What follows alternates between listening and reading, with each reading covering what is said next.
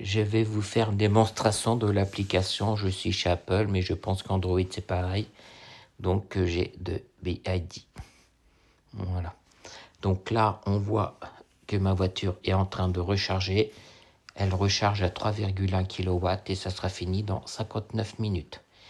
Je suis à 89% d'essence en haut et à 7%, non, 89% d'électrique et 7% d'essence. Alors ici, donc là, c'est pour ouvrir la voiture. Donc là, j'ai mis la reconnaissance faciale. Le deuxième, c'est pour la fermer. Le troisième, ça fait clignoter. Donc là, ça peut être au bout de la France, hein, puisque c'est par le cloud. Hein. Ça fait klaxonner. Clignotement du feu, klaxon réussi. Ça, c'est pour ouvrir le coffre. Donc là, je vais faire complet. Voilà. Bon, je vais pas le refermer pour vous montrer. Hein. Donc là, c'est pour ouvrir le coffre. Là, c'est pour fermer les fenêtres. Mais bon, je vais faire complet. Comme ça fermera le toit. Et ça, le dernier, c'est pour l'arrêter. Si jamais je me la fais voler, donc je l'arrête à distance. Alors ici, donc par exemple, j'appuie sur le ventilateur et elle va enclencher. Vous voyez, j'ai programmé 15 minutes, on peut programmer 10 minutes, 15, 20 minutes, ainsi de suite. Et donc dans 15 minutes, donc elle va s'arrêter. Donc ça c'est bien. Pour l'hiver, bon, la chauffer. Ou alors, là je l'ai mis en mode chauffage, mais vous voyez, si j'appuie dessus, voilà, la cabine est à 10 degrés, donc ça va monter en température. On voit en bas que je suis en chauffage rapide.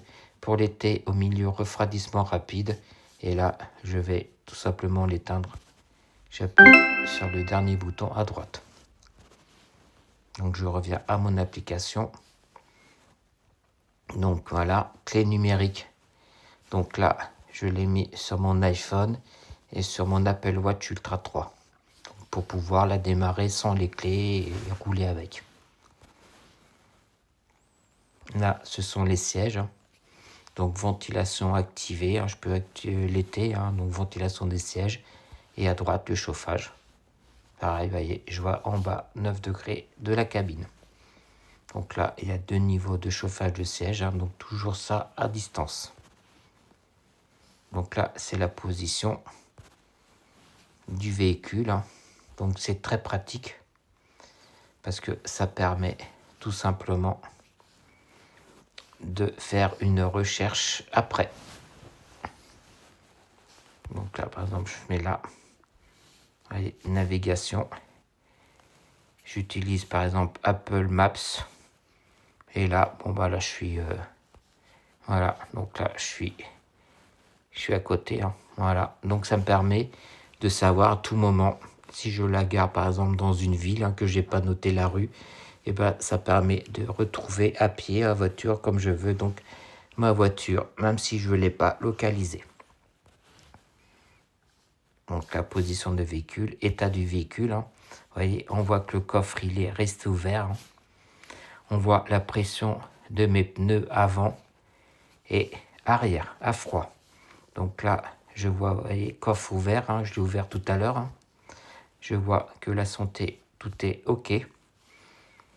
Et là, kilométrage, je suis à 3078 en totalité. Voilà. Là, je vais en profiter pour fermer le coffre. Donc, je retourne. Je vais ici, sur le deuxième bouton.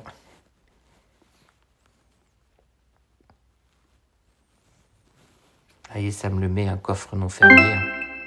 Voilà, coffre fermé. Donc là, je vais retourner dans état du véhicule. Bon, il faut que j'actualise. Voilà, vous voyez, on voit que tout est fermé. Ici, fermé, porte fermée, verrouillée, fermé, fermé.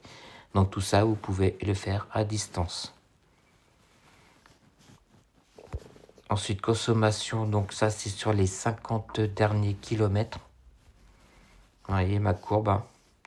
Donc là, j'ai une courbe qui a bien baissé. Le fait que j'ai passé de 2,3 bar à 2,9 à froid, comme quoi ça consomme beaucoup moins et ça va amuser moins les pneus. Donc là, ce qui est important de voir, c'est surtout ici. Vous voyez, sur les 3000 et quelques kilomètres, j'ai consommé 4,7 litres d'essence et la moyenne était de 8,1 kW pour 100 km. Ce qui est vraiment très raisonnable en sachant que j'ai fait demi-kilomètre d'autoroute en 2 fois 1000 km. Ensuite, ça, ouais, ça c'est pour programmer les recharges. Bon, moi je le fais pas, hein, puisque mon système, je le mets en recharge chez moi.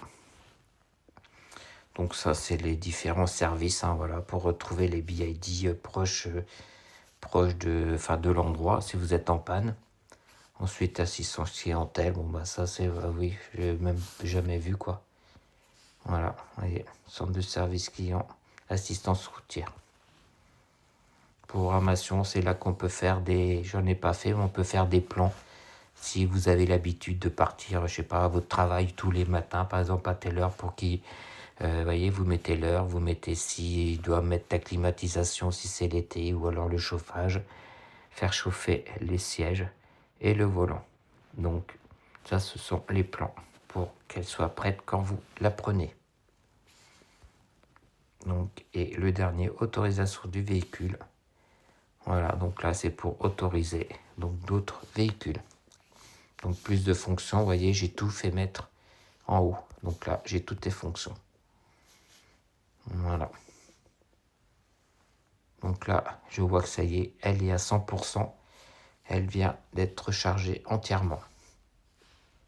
Ici, ce sont, vous voyez, l'état du véhicule. En haut à droite. Voilà, je trouve ça très pratique de pouvoir comme ça tout vérifier, voyez, à distance. Donc ça, il faut demander à votre concessionnaire qui vous mette donc un accès dans le cloud. Hein. Donc ça permet surtout, vous voyez, de la gérer à distance, de les fermer, de la retrouver et surtout de voir où vous en êtes dans votre consommation cumulée.